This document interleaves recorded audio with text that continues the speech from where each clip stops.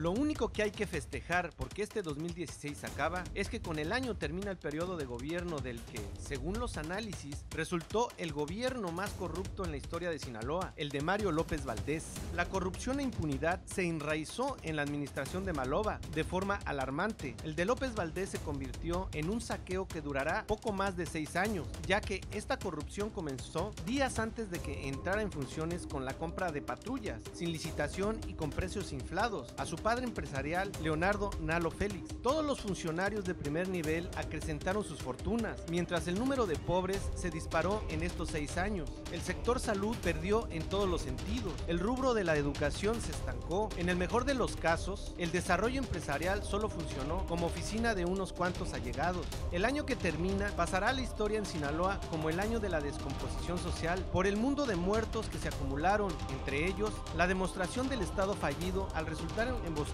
un convoy de militares, perdiendo la vida 5 y 10 más resultaran heridos. La seguridad pública se convirtió en un siniestro chiste. El 50% de los policías reprobaron examen de confianza, empezando por su director. Las matanzas tiñeron de sangre el estado, contabilizando en 6 años 8,000 homicidios. El poder del narcotráfico se pudo demostrar en todas las esferas de gobierno y Congreso del Estado. El 2016, un año que acumuló montañas de muertos en las calles y montañas de dinero en las cuentas personales de los políticos y gobernantes. Bienvenidos a su canal por internet de Primera Visión. Estamos transmitiendo desde Culiacán, Sinaloa, en el noroeste de México. Soy Bernardino Chávez y agradezco una vez más que nos acompañe. Estamos a punto de terminar el 2016 y hoy en esta mesa de análisis que le hemos denominado En Retrospectiva, daremos una ojeada a este 2016 que ha dejado acá en Sinaloa muchísimas cosas pendientes, y desde la recaptura de uno de los narcotraficantes más famosos de la historia, Joaquín El Chapo Guzmán, en Los Mochis, hasta la emboscada el 30 de septiembre que sufrieron unos militares aquí al norte de esta ciudad. Estamos, le digo, haciendo un análisis a ese 2016 y le presento a mis compañeros y amigos, a quienes también saludo. Martín Durán Romero. Un saludo a toda la gente que nos ve en este fin de año. Alejandro Sicairo Rivas. ¿Qué tal? ¿Cómo están? Felices fiestas, festejen bien, pero también se cuidan. Manuel Barrantes Tarriba. ¿Qué tal? Les comento, está por terminar este 2016 y aquí en Culiacán, en Sinaloa, pues no es un año que deje cuentas claras, que deje algo que festejar. Se va Mario López Valdés, se va Sergio Torres, se va Felton, se va el Cory Leyson, se van muchos servidores públicos que pues realmente hagan de cuenta que pasaron de noche sus gobiernos, y eso sí, sus fortunas sí aumentaron de manera significativa. Les decía al principio, está la recaptura del Chapo Guzmán, la emboscada a los militares, las deudas que deja el gobierno estatal, el gobierno municipal, el desastre de Sergio Torres como presidente de Culiacán, la designación de Quirino Ordaz para que representara al PRI cuando nadie lo hacía en la escena. Pues también tendríamos que hablar del factor Vizcarra para darle un contexto a esto que le estamos a usted platicando.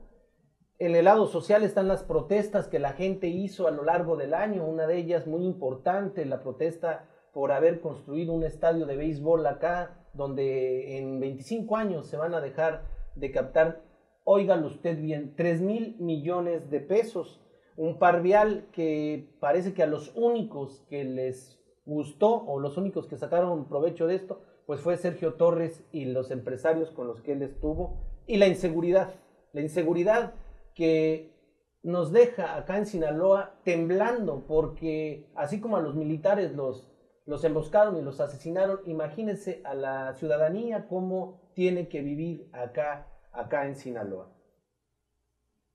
Alejandro, creemos que el 2016 se va, no hay mucho que festejar, más bien yo creo que no hay nada que festejar, pero también el 2017 se ve muy incierto, ¿no? Se ve como que va a ser pues una secuela del 2016.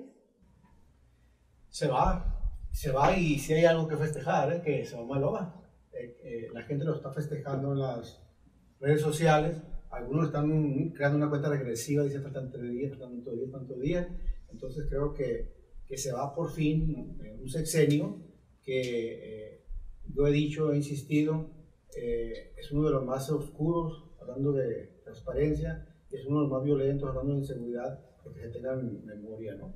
Yo no recuerdo, después del sexenio aquel trágico, la noche larga de Toledo Porro, de Sinaloa, algo parecido. Dirán que estoy exagerando, pero a mí me tocó vivirlo aquel, me tocó vivirlo como periodista, y creo que más o menos en esos niveles sana. Exactamente, no.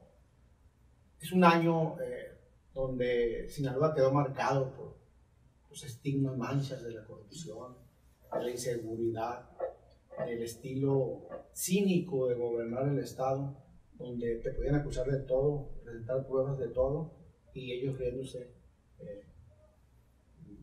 cínicamente, descaradamente, ¿no? Entonces, creo que el recuento, y yo lo lamento que sea así, porque recuerdo que cuando Maloba llega a la gobernatura, yo en lo personal como periodista me creé expectativas excelentes pensando que por fin esa ruptura fingida entre el gobierno del PRI y un gobierno de alternancia que llegaba a cobijar por una alianza opositora, iba a cambiar el tono de la conversación, iba a cambiar el tono del drama de esta película eterna en que estamos en Sinaloa durante hace muchas décadas, no es nuevo, ¿no? Pero sí se han agudizado problemas, insisto, la corrupción y la seguridad pública. Bueno, Maloba terminó con lo único que le quedaba aquí a los sinaloenses, como en algún momento Vicente Fox, la ilusión de que algo pudiera cambiar. Martín, la recaptura de uno de los narcotraficantes, según la DEA y el Departamento del Estado en Estados Unidos, pues el narcotraficante más importante del mundo era Joaquín El Chapo Guzmán. Lo recapturan en Mochis, a unas cuantas casas, inclusive de la casa de uno de los funcionarios más importantes de aquí de Sinaloa, y después de eso se viene todo un tipo de novela, de espectáculo, donde hasta Kay del Castillo y otros actores hollywoodenses aparecen en escena. ¿Qué es lo que deja esa recaptura en este 2016? Pues también debió haber quebrantado la confianza, porque recordemos que el Chapo Sinaloa siempre fue su casa, ¿no? Eso, y no nada más de él, sino del resto de los capos, y eso nos habla también de un nivel de complicidad de las esferas de gobierno. Entonces no pueden estar aquí tan campantes, o en Culiacán utilizando el drenaje pluvial para escapar, en Mazatlán hospedándose en condominios, o en Mochis a unas cuadras de la casa de funcionarios de gobierno. No pueden estar, y no puede verse eso sin la omisión y la complicidad. Entonces, por lo tanto, creo que durante este 2016 la recaptura del Chapo fue la culminación tanto del gobierno federal, más bien la cacería por el agravio que le había hecho de la fuga, ¿no? Eso fue. Aquí en Sinaloa yo creo que dejó mucho, y está dejando mucho de entrever esa exhibición de ese entramado tan sutil que existe entre el Estado y los delincuentes, porque bueno, pues tenemos a una Secretaría de Marina que no ha podido combatir el narcotráfico, tenemos un ejército golpeado aquí en Sinaloa, 10 militares en el 2016 fueron asesinados, primero 5 en Mocorito y después 5 en el asunto del ataque de Espacios Barcelona. Estamos hablando de 10, estamos hablando de que esos ataques ahorita la Sedena los está usando en la discusión de la ley de seguridad interna. Entonces, ojo, Sinaloa se está convirtiendo en un parteaguas también de una discusión que creo que nos incumbe a todos los mexicanos, porque las Fuerzas Armadas, bueno, están planteando legalizar las labores que ya lo hacen, las labores policíacas, pero bueno, eso abre parte también a analizar más cosas, qué es lo que se viene, ¿no? El año que viene, En ese ¿no? sentido, Martín, ¿tú crees que el ciudadano sinaloense esté totalmente consciente de lo que se está jugando a nivel nacional, de que Sinaloa es el punto de encuentro en que el gobierno federal le pueda dar poder mucho más poder al ejército. Sí, claro, porque mira, aquí el ejército, desde que ya se instauró el nuevo sistema de justicia, ha estado deteniendo personas, lo mismo la Marina, lo mismo la misma policía ministerial. De hecho, Maloba se quejaba de que estaban deteniendo a presuntos delincuentes, luego los jueces los dejaban en libertad. Él se quejaba de los jueces y del sistema, pero no se queja de que todo el aparato de justicia para procurar esa justicia pues no sirve, simplemente es ineficiente, nunca supieron llegar al nuevo sistema, por lo tanto, bueno, fue otro fracaso más del Estado en cuanto a procuración de justicia, ¿no? Ahora las Fuerzas Armadas quieren reglamentar algo que ya le corresponde a las fuerzas policíacas, es decir, darle el poder aplastante al ejército de lo que en teoría y en lo que en la Constitución y en la ley deberían hacer las fuerzas policíacas, las ministeriales, y bueno, la Policía Federal Ministerial también en su caso. Y es quitarle federal, ¿no? Totalmente ya el sentido de ser a las policías, entonces ya para qué necesitamos. Pero bueno, eso es lo que pasó este año, ¿no? Es decir, llevamos una secuencia de hechos encadenados que ahorita estamos desembocando en esta discusión que está actualmente en el Congreso de la Unión, ¿no? Manuel, en el aspecto ciudadano, este año sí hubo bastante más protestas que otros años, ¿no? Digo, no, quizás no las que se debiera de haber, pero por ejemplo lo del estadio de béisbol que ahora hace 2 meses vuelven a salir con esta idea de seguir ordeñando al ciudadano y que se deben 110 millones de pesos y que a ver quién los paga, y es lo único que quieren estos gobiernos. Seguir ordeñando. Las protestas se dieron este 2016. Así es. Este año para mí como ciudadano, tiene la característica, pues, lo único especial, pues, perdón, que yo veo es que es un fin de sexenio, nada más. Fuera de eso, pues es un año que para mí como ciudadano me confirma, me ratifica ese divorcio, ese alejamiento entre los ciudadanos, la sociedad en general y el gobierno, pues los funcionarios, los que están en el poder, que eso incluye no nada más a los funcionarios públicos, ¿no? Incluye también a las cúpulas empresariales que pues participan en complicidad con esos funcionarios, ¿no? Perdón que te interrumpa, pero son los mismas cúpula empresarial la que ahora está protestando por el aumento en el impuesto a la nómina, ¿no? Pero no protestó por esos 3,000 millones de pesos que va a dejar de tener el Estado, ¿no? Hay yo no soy muy culto y no leo mucha poesía, pero hay un poema de Mario Benedetti que a mí me gusta mucho que se llama Noción de Patria, y de la cual yo rescato una frase o una oración o un párrafo que dice: quizás mi única noción de patria sea esta urgencia de poder decir nosotros. Entonces, ¿por qué me refiero a eso? Por ese divorcio que hay entre ellos, si hay un nosotros, entonces, o sea, me preguntas a mí como ciudadano, bueno, nosotros los ciudadanos, bueno, ¿quiénes son ellos? Ellos no nada más son, repito, los funcionarios de gobierno, son esos empresarios que tú mencionas, y estoy de acuerdo contigo. Hoy me llegó, o me ha estado llegando un WhatsApp donde dice: hoy me desperté, y empiezan a mencionar el asunto del aumento del impuesto sobre nómina, y que los funcionarios públicos no usan los recursos públicos para obras prioritarias, sino que...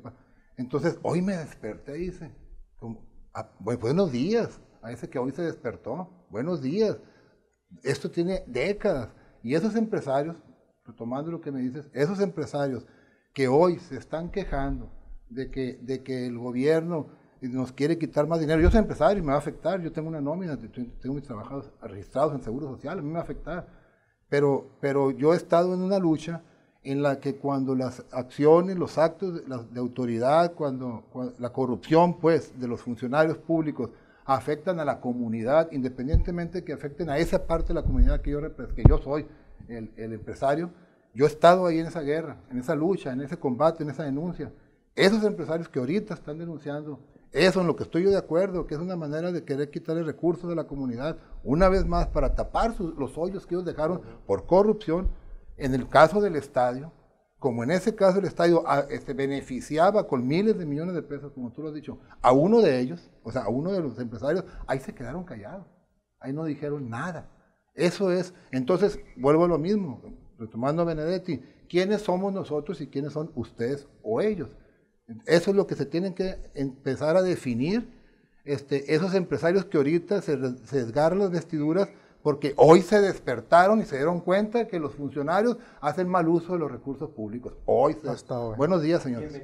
Sí, sí. Hello, como dicen los muchachos. No, y en este aspecto, lo que dice Manuel Barrantes, para usted que está en otra parte del país, le quiero comentar que con todo descaro llega el nuevo gobierno a decir que el que se va se robó todo y no les dejaron absolutamente nada. Entonces, para poder tener algo de dinero porque están hambrientos, le vamos a subir los impuestos. Así de fácil. Hay un dicho aquí muy importante y yo creo que le queda exacto a esto que están haciendo, que dice: hay que ser cochis, pero no tan trompudos. Y eso es lo que está pasando. Es un descaro tremendo. Se robaron el dinero y ahora ustedes van a tener que poner, porque no tenemos con qué empezar a funcionar. Así se está viviendo en Sinaloa esto. Alejandro, pues está difícil de entender. Casi dices, bueno, pues son mentadas de madre, ¿no? Es como si estuviéramos en la cantina y no se calienten, estamos tomando tranquilos. Sí, es lo que se debería venir, ¿no? En un cierre de sexenio donde cargaron hasta con las plumas, los lápices y todo, se llevan. Era obvio que alguien tenía que pagar. Pero que paguen los que se lo robaron, ¿no? Que ellos regresen en lo que Sin se embargo, robaron. yo veo, más allá de todo eso, la connotación de la inconformidad empresarial, que no son muy dados a hacer las públicas sus inconformidades con el gobierno, no son muy dados a salir a entablar una lucha social ciudadana, no son muy dados a sacar desplegados a los medios quejándose, y esta vez lo están haciendo. Entonces, yo creo que los gobernadores, precisamente los gobernadores, se atemorizan, le tienen miedo, pues, al sector empresarial cuando este se moviliza o cuando este protesta. También mete mucho dinero. No le tienen, exactamente, no le tienen miedo a una marcha de 10,000 ciudadanos, le tienen más miedo que 4 o 5 empresarios pues, encaren, ¿no? Entonces creo yo que esta inconformidad, que si es legítima, que si tienen razón o no tienen razón, pues yo creo que les tocaron sus capitales y tienen que protestar, ¿no? Sin embargo, recordemos que estos empresarios fueron un factor determinante para llevar a Quirino Ordaz Coppel a la gubernatura. Entonces, el más elemental dominio de la lógica diría que debieron de haber sido consultados para decir, señores, jalen conmigo, ya me empezaron a poder jalen conmigo ahora con el impuesto sobre el nómina aumentado al 3%. Pero no nos dijeron, no nos avisaron. Entonces, de pronto, despertamos 5 días antes con un impuesto sobre nóminas y en proceso legislativo fast track, lo sacan adelante. Y eso anuncia un signo de que así va a actuar el legislativo. Y es acordarse de cuando Quirino Ordaz Coppel estaba en finanzas con Aguilar y antes de salirse hacen la compra de estas nalopatrullas que aquí le llamamos, hicieron una compra antes de irse con todo el beneficio para el empresario, y ahora antes de tomar el control, pues ya igual está sacando provecho de ese poder. Esto marca a Quirino Ordaz como cuidado.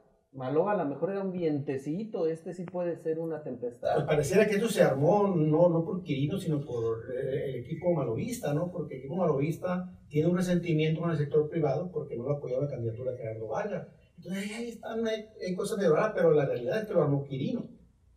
Sería mucho más peligroso que lo haya armado Maloba. Pues sí. Sí, claro, y el asunto ya se están también 2 iniciativas para modificar el asunto de las pensiones de los policías y las pensiones de los burócratas del Estado de Gobierno, ¿no? Entonces, Quirino sí le dijo a Maloba, yo creo que, de hecho viene todo de ahí, ¿no? Que quería que pusiera en orden todo ese tipo de cosas, que bueno, para ellos que están ejerciendo el poder, son las partes que sangran los presupuestos, ¿no? El Instituto de Pensiones ahorita del Estado de Sinaloa está en quiebra, ¿no? Eso es un hecho y que el gobierno del Estado le debe. Pero el asunto es en qué se gastan todo el dinero, pues. En frivolidades. Ahí tenemos a Chuy Toño en una Raptor, que esas camionetas valen más de $1,000,000 Una Homer. en Y una Homer, Homers, ahí está una- traen Suburban, traen vehículos de lujo pintados de la ministerial, ahí se fue mucho recurso. Podrán decir que es etiquetado y no se lo pueden gastar en otro lado. Sí, por supuesto. O se la sí, regaló cómo a no. alguien del Salado. Pero el asunto es que mucho presupuesto se fueron en arrendar muchas cosas o en comprar, hacer muchas cosas que realmente no nos servían a nosotros para nada, ¿no?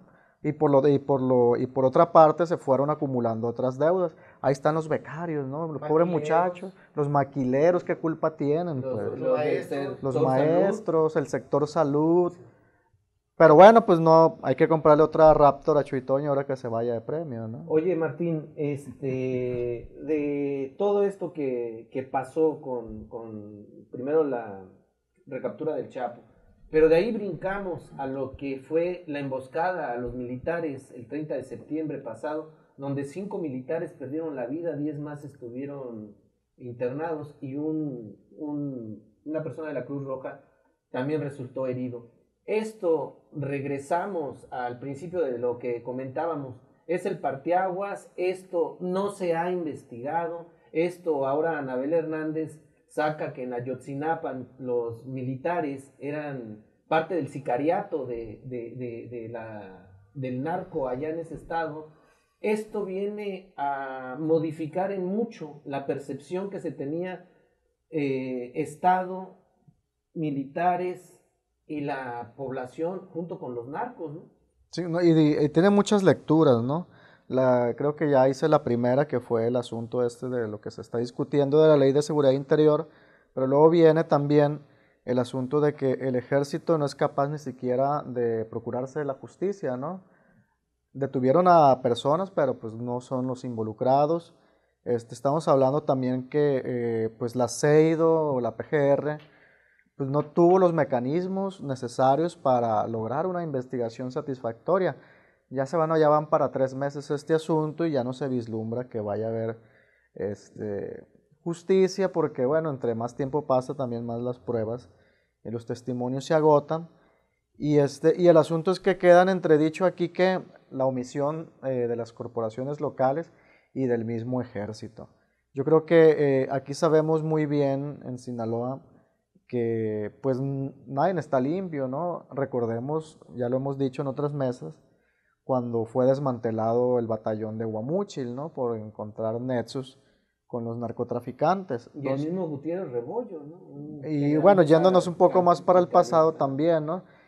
Cuando detuvieron a Alfredo Beltrán Leiva también fueron 6 militares de alto rango de la 9ª zona, quienes fueron, de hecho ahorita están sentenciados a 14 años, porque se les descubrió que ellos filtraban información al cártel de Sinaloa de los movimientos del general que en ese tiempo estaba como comandante en la 9ª. Entonces, no es nuevo, y si no es todo un batallón, bueno, pues hay algunas manzanas podridas que afectan estas operaciones. Hasta ahorita no hemos sabido que el ejército haya llevado a alguien de sus propias filas por el asunto de la emboscada.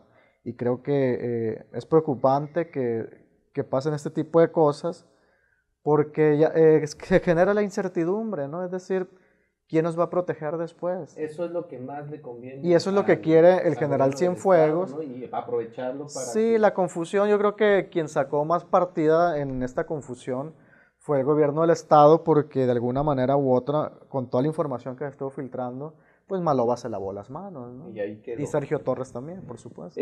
Manuel, el par vial, aquí en Sinaloa, le digo usted, se hizo una construcción, bueno, de una vía importante, se convirtió en una vía de mayor velocidad, pero se hizo como se hacen las obras aquí en Sinaloa, sin consultar a nadie, sin hacer ningún estudio, al ahí se va, y como vayan saliendo las cosas, pues a ver cómo las resolvemos. Eso molestó, pero muchísimo a la gente, sobre todo de los lugares donde de repente sus calles se convirtieron en vías rápidas de la noche a la mañana. Así es. Un ejemplo más, ¿no?, de lo que yo decía hace rato, ese mundo paralelo donde viven los políticos. Ellos toman sus decisiones en base a intereses de ellos, nada más, ¿no? Yo vivo a media cuadra de la avenida Álvaro Obregón, en la colonia Guadalupe, y ahí en mi casa están asaltando a la gente en las banquetas. Ahí en mi cuadra, a media cuadra, repito, de la avenida Álvaro Obregón, en la colonia Guadalupe, están robándose baterías como cosa cotidiana, ¿no? Entonces, esa realidad, más allá de la calidad del pavimento, pues, que tenga, y el número de carriles en que se haya incrementado la avenida Álvaro Obregón, esa es la realidad de nosotros. Eso para mí es lo que debería de importar realmente, ¿no? La Aquiles Cerdán, que es el regreso del peor vial, pues esa no funciona como tal, luego se divide, se sube acá y está cortada por el estadio de béisbol, que lo dejaron exactamente en la mitad de la arteria, y que cuando hay partido de béisbol es pero absolutamente un caos, nadie puede entrar ni salir. No, yo prefiero no acercarme a ese rumbo. Sí, si ya sé que toman la decisión supuestamente para mejorar la calidad de vida por medio de mejorar la movilidad, ¿no?, de la ciudadanía, pero no meten en orden a los concesionarios de los camiones, ¿no? Finalmente se siguen tomando la decisión de la planeación de las rutas en función de los intereses del concesionario, nunca en función del interés del usuario del servicio. En esa misma cuadra donde yo te digo que vivo, son calles angostas, no están hechas para que circulen esos camionzones. Y pasan los camiones por ahí cuando no les es suficiente. La Álvaro Obregón, a pesar de que ya se incrementó el número de carriles, no les es suficiente, entonces por el tipo de sistema de transporte público que van apurados, se meten por ahí por donde yo vivo y se llevan espejos y a veces se atoran y no dejan pasar a la gente, y tú protestas, tú te quejas ante las patrullas no intervienen. Yo he sido amenazado por los transportistas cuando les he exigido que se muevan, que son de un compa bien pesado, y el compa pesado resulta que es el director de transportes del estado, ¿no?, que también es Domingo. Sí, que es concesionario también el de servicio público. Entonces, ese es los dos mundos, ¿no? Curiosamente, es muy curioso, nosotros los ciudadanos queremos saber qué pasa en ese mundo de los políticos para entender por qué hacen las cosas y no nos permiten. Y nosotros sí los invitamos a ellos a que vengan al mundo de nosotros y no quieren venir. Ellos quieren quedarse allá en ese mundo donde, pues por lo mismo, porque no lo conozco, no sé en función de qué toman las decisiones, como no entiendo, y es un tema que ha sido recurrente en mi caso, como no entiendo cómo es que no se terminó el área oncológica del Hospital del Niño, no hay un Hospital General de Mazatlán, no hay albergues para las personas que vienen, por ejemplo, o suficientes albergues que vienen a ver a sus enfermos del Seguro Social o al Hospital del Niño o al ISSSTE, pero sí hay hasta ahorita 800 millones de pesos desembolsados, más casi 3,000 en el transcurso de 25 años para regalar un estadio con un capricho a un empresario que pues es parte de lo mismo, ¿no? Es parte de ese mundo en el que no nos permiten a nosotros entrar. Y tampoco hay infraestructura en la educación, está por los suelos la estructura de las escuelas. Y óigalo usted bien, aquí en verano hace calores de 45 grados, los niños se están asando, tienen que salirse de los salones porque el aire acondicionado no sirve. Se lo han dicho a Sergio Torres, se lo han dicho a Maloba, han estado protestando los maestros, los niños, y nadie hace absolutamente nada. Martín, ya cerrando un poco todo esto, el secuestro de los hijos del Chapo se da en Puerto Vallarta bajo toda esta forma de esconder las cosas. Se decía que eran unos, se decían que eran otros, se decía que era por esto, que los liberó fulanito, bueno, se dijo de todo. ¿Qué hay de real en todo? Pues yo creo que nunca lo vamos a saber de verdad, porque este tipo de cosas siempre se manejan así, de esa manera oscura, hermética, y si el gobierno tiene información, bueno, da a conocer lo que más le conviene también, ¿no? Lo cierto es que pues de frente lo que siempre se ven pues son los muertos, ¿no? Los homicidios son los que están ahí, son los que están afectando la ciudadanía. Vemos ahorita en un Mazatlán de un cierre del año que la guerra entre las células del cártel de Sinaloa y de los Beltrán Leiva, bueno, pues están todavía causando bajas civiles. Muchas veces dice el gobierno, bueno, lo ha dicho Felton, ¿no? Pero pues como diciendo, se están matando entre ellos y como si eso no nos afectara a nosotros, ¿no? Es decir, o al turismo, ¿no? Turismo, todo este tipo de cosas. ¿Por qué? Porque nos afectan, por supuesto, aunque vayan por alguien, a la sociedad las afecta el número de homicidios. Pero bueno, el gobierno siempre dice de una manera pragmática que no. En fin. Yo creo que también fue otro parteaguas dentro del mundo del crimen organizado, lo del plagio de Puerto Vallarta. Y creo que pues estamos viviendo una época pues, de un narco metido en internet en el que... Y de muchísimas simulaciones. Sí, de una era ya muy... pues que ya no se sabe, ¿no? Es decir, no hay unos lindes de verdad. Porque desde que entran todas estas empresas televisivas, principalmente Televisa, como que se desvirtúa Sí, por supuesto, todo lo que y va hacia la operación del narcotráfico, porque acá en Sinaloa sabemos perfectamente cómo opera el narcotráfico, ¿no? Y hay cosas que son entendibles cuando te dicen del centro, es que pasó así, es que son estos, es que dicen, momento, o sea, eso es ilógico, eso, hasta los que se roban, como dice Manuel, las pilas de los carros, o sea, hay una manera de operar que no da con lo que se dice que fue, ¿no? Entonces, yo creo que esa simulación que se dio en torno a esto, en torno a los militares, a Ayotzinapa, en todo eso, es como la medida que ha tomado el gobierno para poder sustentar todos estos vicios que hace en torno a eso. Alejandro, ¿cuál sería tu comentario final? Pues no sé yo qué calificativo ponerle al año 2016 que termina. Si es el año de la corrupción, si es el año de la inseguridad, o si es el año de la impericia de los políticos, ¿no? Porque finalmente siguió la marca sexenal, no precisamente ese es lo que se le tatúa al 2016, sino que es continuidad de un estilo, una forma de un pillaje descarado y obvio. Y cuando tú lo denuncias o lo comentas con alguien, te dice, cuéntame algo nuevo, ¿no? Todo el tiempo han robado, todo el tiempo han sido corruptos. Entonces, ¿qué pasa, no? Los ciudadanos estamos viendo desde el porche de nuestra casa ver que pasan estas cosas y no hacemos nada. Entonces, yo lo dejaría como el año de la corrupción, porque finalmente es la corrupción la madre de todos estos males que tenemos. Estamos llegando al final de este programa, estamos llegando al final del año. Agradecemos infinitamente que nos dé su confianza para entrar en donde quiera que usted esté. Estamos haciendo un trabajo periodístico desde acá, desde Sinaloa. Es la prensa independiente. A nombre de todos los que colaboramos aquí, le deseamos un feliz 2017, que este 2016 y en estas fiestas la pase con su familia.